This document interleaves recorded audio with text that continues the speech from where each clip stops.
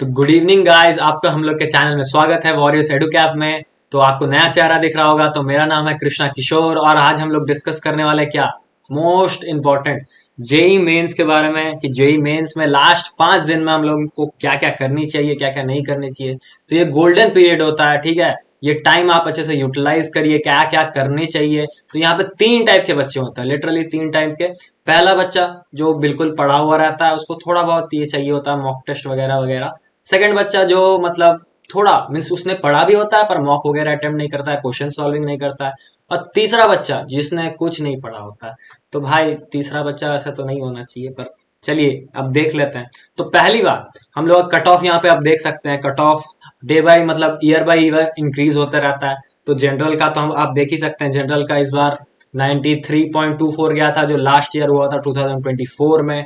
और ईडब्ल्यूएस का, ओबीसी का, फिर से एससी का, एसटी का आप देख सकते हैं, ठीक है। तो इसके हिसाब से आपको प्रिपरेशन करना चाहिए। अगर आप एक जनरल कैंडिडेट हो तो आपको 93.24 के लिए बेर मिनिमम कम से कम 130 नंबर लगता है, ठीक है। 130 नंबर आपको आना चाहिए, फिर आप एक्सपेक्ट कर सकते हो कि आपको 93.24 परसेंटाइल मिल सकता है, ठीक है। नेक्स्ट स्लाइड में देख लेते हैं हम लोग। तो हम लोग क्या क्या करना चाहिए, पहले तो क्या करना चाहिए। अब ये 5 दिन है, तो जो लोग अच्छे से पढ़ चुके हैं ऑलरेडी, जो लोग थोड़ा बहुत पढ़े हैं बीच वाले, ठीक है, तो वो लोग क्या करना है। पहले तो भाई तुम लोग को शॉर्ट नोट्स आप लोग ने बनाए होंगे, ठीक है। Short notes main main role follow करता है इसमें। तो शॉर्ट नोट्स आपको रिवाइज करना है, डे बाय डे रिवाइज करना है। अगर आपने शॉर्ट नोट्स नहीं बनाया तो प्लीज सेकंड अटेम्प्ट तक आप बना लीजिएगा खुद के नोट्स, क्योंकि उससे रिवीजन भी होगा आपका, प्लस आपको सेटिस्फैक्शन होगा कि मैं मेरे नोट्स से अच्छे से पढ़ रहा हूँ। और शॉर्ट शॉर्ट में लिखिएगा, हम लोग आगे वीडियो लाएंगे कि शॉर्ट नोट्स वगैरह कैसे बनाते हैं, ठीक है।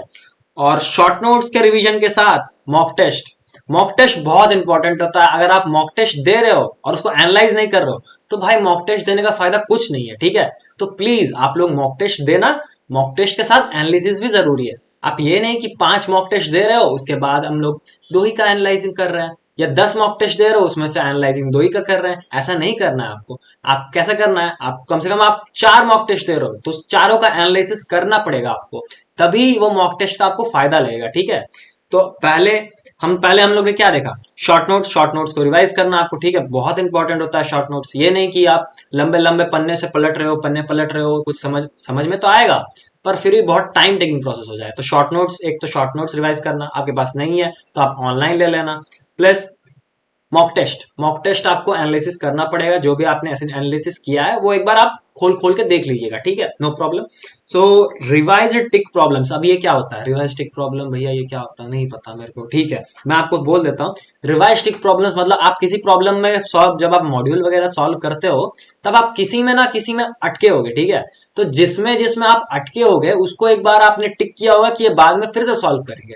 तो यही होता है टिक्ड प्रॉब्लम्स। तो आप एक बार फिर से उसको अगर सॉल्व करोगे तो वो अच्छा रहेगा, वो आपको क्लैरिटी देगा कि क्या मैंने गलती किया था, क्यों किया था गलती। तो ये भी आप कर लेना, ये भी बहुत इंटरेस्टिंग होगा।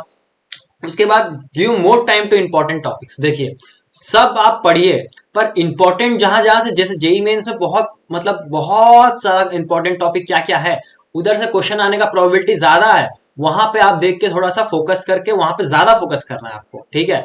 तो इंपॉर्टेंट टॉपिक्स अब क्या क्या है आप लोग ये भी पूछोगे, तो मैं आपको ये भी बोल दूंगा, ठीक है, इसका कुछ प्रॉब्लम नहीं है। तो देख लीजिए, पहले तो शॉर्ट नोट्स आपको रिवाइज करना पड़ेगा, ठीक है। उसके बाद मॉक टेस्ट दे के एनालिसिस करना पड़ेगा, ठीक है। और एनालिसिस मतलब ये नहीं कि कितने करेक्ट हुए कितने रॉन्ग हुए ये देख के छोड़ देना।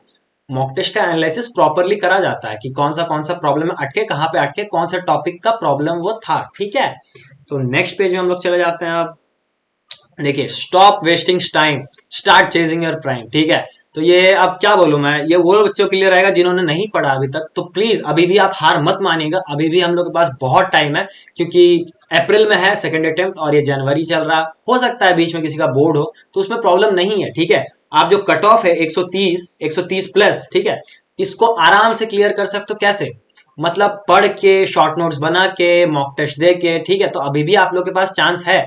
और अभी जो बच्चे बिल्कुल नहीं पढ़े, बिल्कुल नहीं, तो कम से कम आप अभी के ड्यूरेशन में थोड़ा बहुत वन शॉट से वगैरह वगैरह वीडियोस वगैरह देख के कुछ कुछ ना कुछ कर सकते हैं, ठीक है।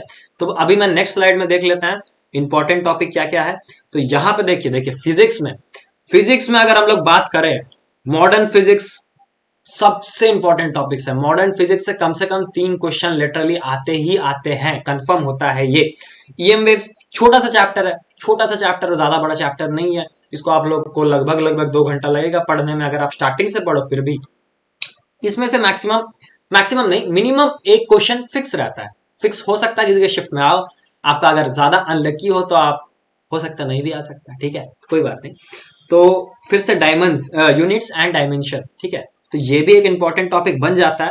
इसके भी आप मेनली इसमें से डायमेंशंस का पार्ट ज्यादा इंपॉर्टेंट है एज कम्पेयर टू यूनिट्स का। यूनिट्स का भी पार्ट आता है मैट्रिक्स मैचिंग में, पर डायमेंशन ज्यादा इंपॉर्टेंट, डायमेंशन निकालने बोल सकता है वो। सेमीकंडक्टर, ये भाई ये चैप्टर बहुत इंपॉर्टेंट है, लिटरली इसके क्वेश्चन ऐसे बन जाते हैं ऐसे, और जब से टॉपिक डिलीट हुआ है ना तब से और ज्यादा इजी हो गया। मेनली डायोड से वगैरह से ही पूछेगा आपको, ठीक है।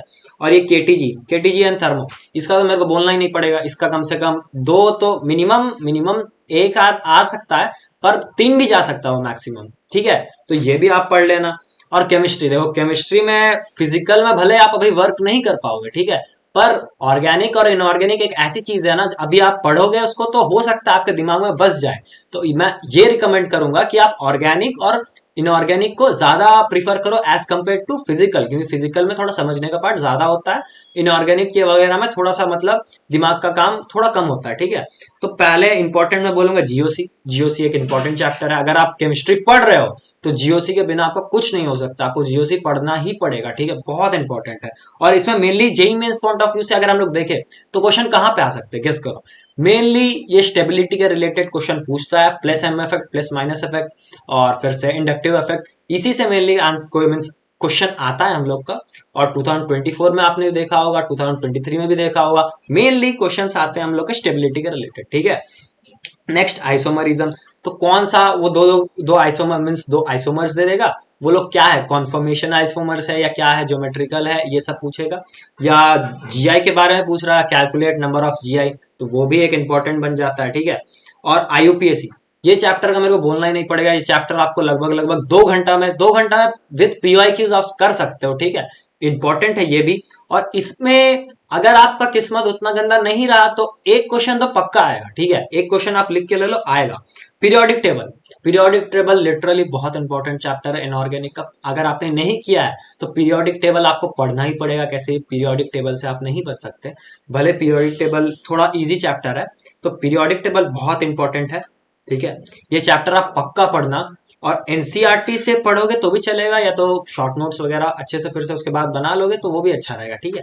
नेक्स्ट डीएनएफ ब्लॉक, तो डीएनएफ ब्लॉक भी इंपॉर्टेंट है। डीएनएफ ब्लॉक भी अगर आप कर लोगे तो इसमें से 1 से 2 आ सकता है, चांस है 1 से 2 आने का, एक तो आएगा ही आएगा, 2 भी आ सकता है। अब मैथ्स, जो सब लोग को मीन्स हार्ड लगता है, मैथमेटिक्स, ठीक है, ये लिटरली मेरे को भी लगता था हार्ड, ठीक है, पर मैट्रिक्स एक थोड़ा इजी मिल जाता है कि हाँ, लगता है आपको भी दिल में कि हाँ मैट्रिक्स है हम लोग को बचाने के लिए, ठीक है। तो मैट्रिक्स आप कंफर्म पढ़ लीजिएगा, मैट्रिक्स इंपॉर्टेंट है, प्लस थोड़ा बहुत इजी भी है जो रिलेटेड टॉपिक्स है। और क्वेश्चन का लेवल भी मैट्रिक्स में जेई मेंस का उतना नहीं रहता है जितना लेवल दूसरे से, जैसे सीक्वेंस एंड सीरीज से पूछ देता है धुएंधार क्वेश्चन, आपके होश उड़ जाते हैं।